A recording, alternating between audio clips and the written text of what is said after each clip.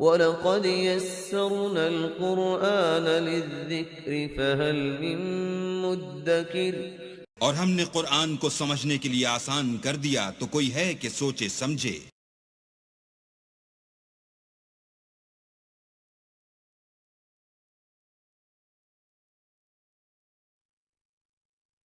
نحمده ونصلي على رسوله الكريم اما بعد فاعوذ بالله من الشیطان الرجیم بسم اللہ الرحمن الرحیم۔ اب آئیے تیسرا حق ہے بندوں کا، حقوق العباد، جس کے بارے میں کہا گیا کہ اللہ تعالیٰ اپنے حقوق میں تو کوئی کمی برداشت بھی کر لے گا، معاف بھی کر دے گا، لیکن بندوں کے نہیں۔ بندوں کا حق کیا ہے؟ بندوں کا حق یہ ہے کہ انہیں عدل ملے، انصاف ملے، ان کے حقوق غصب نہ کیے جائیں۔ اس کے لیے دیکھیے قرآن مجید جو ہم نے پڑھا ہے کس ریپیٹیشن کے ساتھ بات آئی ہے، جو چیز کہ ہمارے ذہنوں سے نکل گئی۔ ہم نے مذہب کو بنا دیا ہے صرف آخرت کی چیز، اسلام اس دنیا کی شے ہے، ہم نے بنا دیا اسے آخرت کی شے۔ لہذا نتیجہ کیا نکلا ہے کہ لوگوں نے کہا، مارکس نے کہا، religion is the opium of the masses. اب سب کچھ آخرت میں مل جائے گا، یہاں ظلم سہ لو، برداشت کر لو، سرمایہ داروں کے، جاگیرداروں کے اور جو سرداران قبائل ہیں ان کے سب ظلم سہو، برداشت کرو، اور تمہیں اللہ کے ہاں آخرت میں مل جائے گا۔ قرآن کا نظریہ تو یہ نہیں۔ قرآن کا ہم پڑھ چکے، سورہ آل عمران میں فرمایا اللہ خود قائما بالقسط ہے، عدل کا قائم کرنے والا۔ انبیاء کو کیوں بھیجا؟ اللہ اکبر، وہ آیت سورہ حدید کی آیت نمبر 25، لقد ارسلنا رسلنا بالبینات وانزلنا معهم الکتاب والمیزان لیقوم الناس بالقسط۔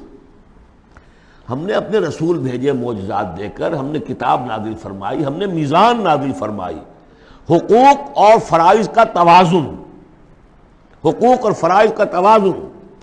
کس لیے یہ سب کچھ ہم نے نازل کیا؟ یہ کھکیڑ کس لیے بول لیا؟ Was it an exercise in futility؟ لیقوم الناس بالقسط، تاکہ لوگ عدل پر قائم ہوں۔ اور ہم نے لوہا بھی اتارا ہے جس میں جنگ کی صلاحیت ہے، جو لوگ ظلم چھوڑنے پر آمادہ نہ ہو، لوہے کی طاقت سے ان کے سر کچلے جائے، تاکہ اللہ دیکھ لے کہ میرے کون سے بندے ہیں جو میرے وفادار ہیں، میرے نظام عدل قسط کو قائم کرنے کے لیے تن من دھن لگاتے ہیں، جانے دینے کو تیار ہیں۔ آیت نمبر 25 سورہ حدید کی، نظام عدل و قسط، انزال کتب، ارسال رسل، ان سب کا تھیم کیا ہے؟ یہاں عدل و انصاف قائم کرنا۔ حضور سے کہہ دیا گیا، یہ سورہ شورى کی آیت یاد کر دیجیے، آیت نمبر 15، کہہ دیجیے وَأُمِرْتُ لِأَعْدِلَ بَيْنَكُمْ، دیکھو میں تمہارے مابین عدل قائم کرنے آیا ہوں۔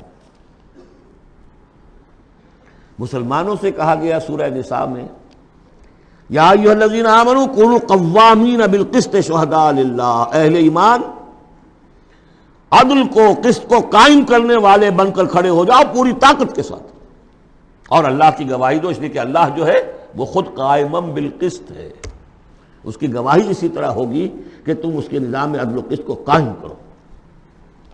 یہی مضمون پھر دہرا کر سورہ مائدہ میں آ گیا، یا ایھا الذین آمنوا کونوا قوامین للہ شہداء بالقسط، کھڑے ہو جاؤ اللہ کے لیے۔ لیکن اللہ کے لیے کھڑا ہونا کیا ہے؟ اللہ کو کھانا دینا ہے، روٹی دینی ہے، کیا دینا ہے؟ اللہ کے لیے کھڑے ہو جانے کا مطلب ہے اس کے دیے ہوئے نظام عدل و قسط کو قائم کرو۔ یہ ہے دین، جس کا یہ پہلو جو ہے سرے سے نگاہوں سے اوجھل ہے۔ انسانوں کا حق ہے ان کو ظلم سے نجات دلائی جائے۔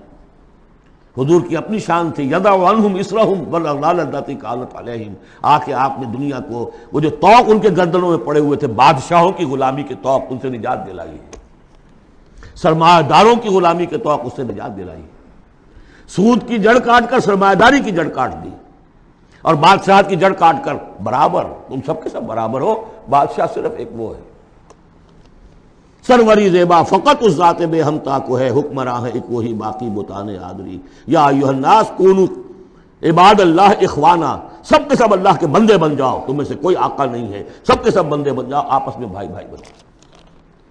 اور اس کی آخری بات آپ کو بتاؤں گا، سعد بن ابی وقاص رضی اللہ تعالی عنہ، جب مسلمانوں نے حملہ کیا ایران پر تو رستم سپہ سالار افواج جو تھا ایران کا، اس نے یہ سوال کروایا کہ آپ ہم پر کیوں چڑھ دوڑے؟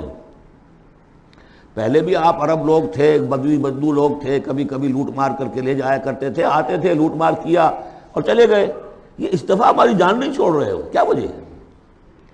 سعد ابن ابی وقاص رضی اللہ تعالیٰ عنہ غالباً رشتے میں حضور کے ماموں لگتے ہیں، اور صحابی اتنے درجے کے ہیں، عشرہ مبشرہ میں سے ہیں، اور ایک ہی صحابی ہے حضور کا جس کے لیے حضور نے کہا ہے کہ تم پر میرے ماں باپ قربان۔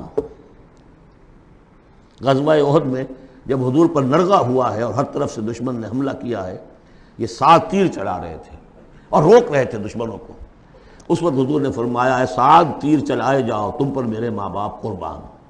یہ شان ہے ان کی۔ ان کا جواب یہ تھا کہ اس مرتبہ ہم خود نہیں آئے، لوٹ مار کرنے نہیں آئے، انا قد ارسلنا، اب تو ہمیں بھیجا گیا ہے، we are on a mission. اللہ نے بھیجا اپنے رسول کو، اللہ کے رسول نے بھیجا ہمیں۔ And what's the mission? لِنُخْرِجَ النَّاسَ مِنْ ظُلُمَاتِ الْجَهَالَةِ إِلَى نُورِ الْإِيمَانِ، لوگوں کو نکالیں جہالت اور جاہلیت کی تاریکیوں سے ایمان کی روشنی کی طرف۔ وَمِنْ جَوْرِ الْمُلُوكِ إِلَى عَدْلِ الْإِسْلَامِ، بادشاہوں کے ظلم و ستم کے پنجے سے نجات دلا کر اللہ کے نظام عدل سے، نظام خلافت راشدہ، جہاں جو اس وقت دنیا کی عظیم ترین مملکت کا جو فرما روا تھا اس کے کپڑوں میں پیوند لگے ہوئے تھے۔ ایران سے سفیر آیا تھا دیکھنے کے لیے، اور مدینے میں پوچھا تھا حضرت عمر کے زمانہ خلافت میں، اینا ملککم، تمہارا بادشاہ کہاں ہوتا ہے؟ جواب ملا تھا لیس لنا ملک، ہمارا کوئی بادشاہ نہیں ہے، بل لنا امیر، ہمارا ایک امیر ہے۔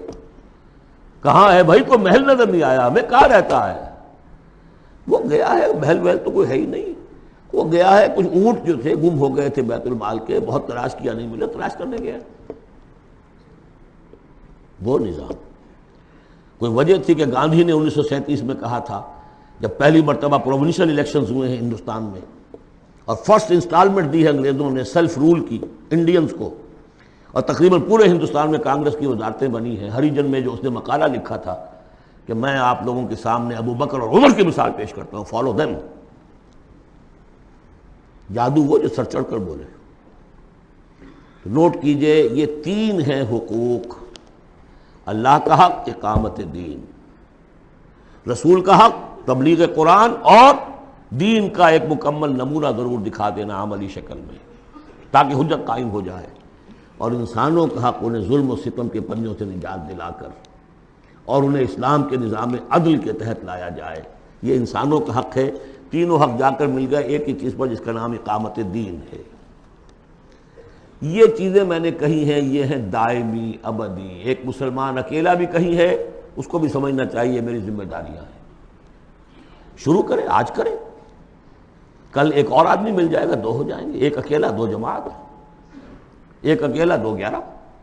نہیں کامیاب ہوتا کوئی بات نہیں، فرض تو وہ ہے کہ ادا کرنا ہے۔ کامیابی ناکامی 950 برس تک حضرت نوح دعوت دیتے رہے، ناکام رہے، اس معنی میں ویسے تو کامیاب وہی ہوئے، باقی قوم جو ہے ہلاک ہو گئی، لیکن اس معنی میں تو ناکام رہے، کوئی پرواہ نہیں۔ اب میں چاہتا ہوں کہ اب پاکستان کے خاص کانٹیکسٹ میں آ کر بات کروں۔ پہلی بات تو یہ سمجھیے، اپنی خودی پہچان ہو غافل افغان۔ یہ پاکستان کس شے کا نام ہے؟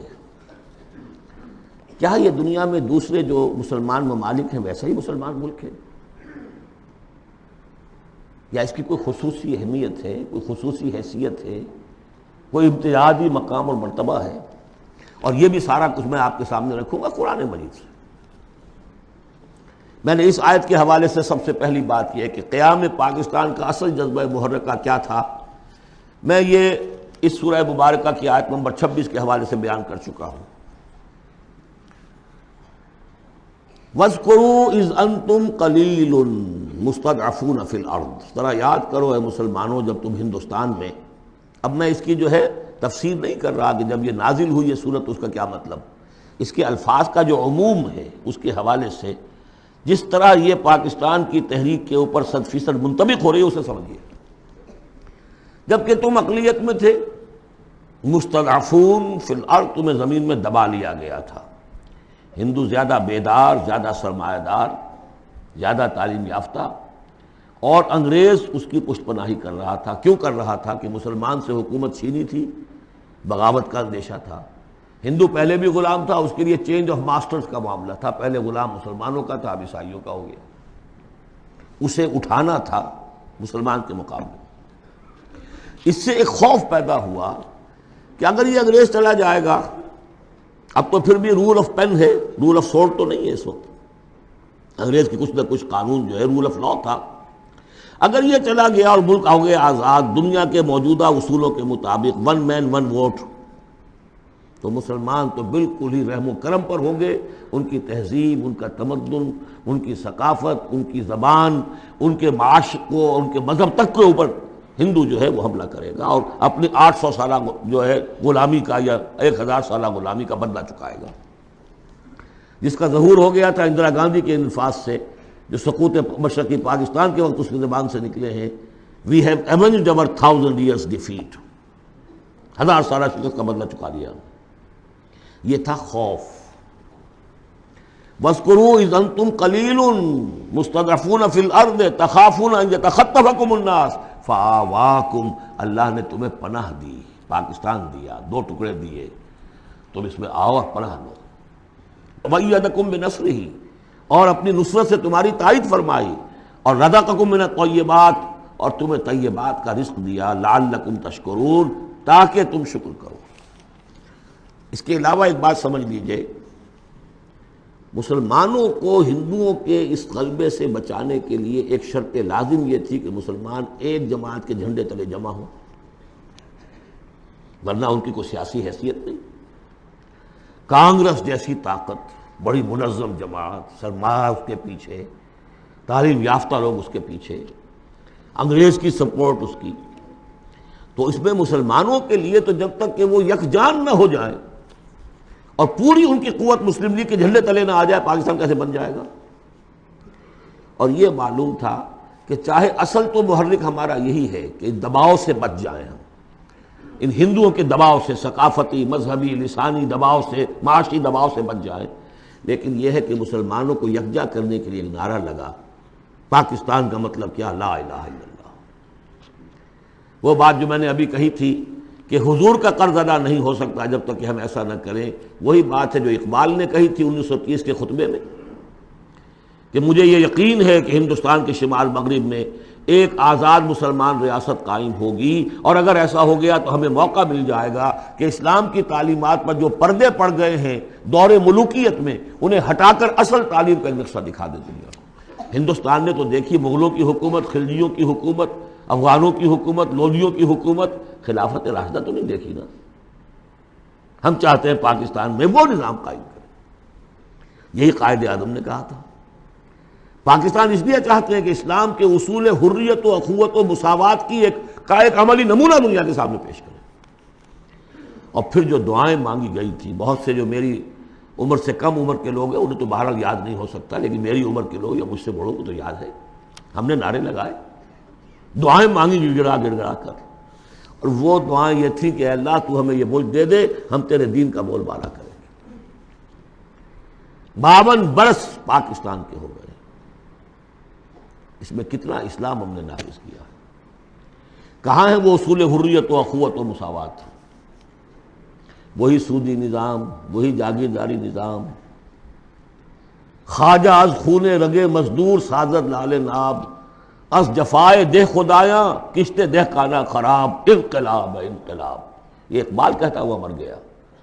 سرمایہ دار نے مزدور کے رگوں سے سرخ خون کشید کر کے شراب بنائی ہے جسے وہ شام کو بیٹھ کر پیتا ہے، اور زمیندار اور جاگیردار وہ کسانوں کی جو محنت کا اور خون پسینے کی کمائی اسے عیش کرتے. انقلاب انقلاب. لیکن وہ 52 برس ہو گئے، انقلاب تو نہیں آئے. وہی نظام.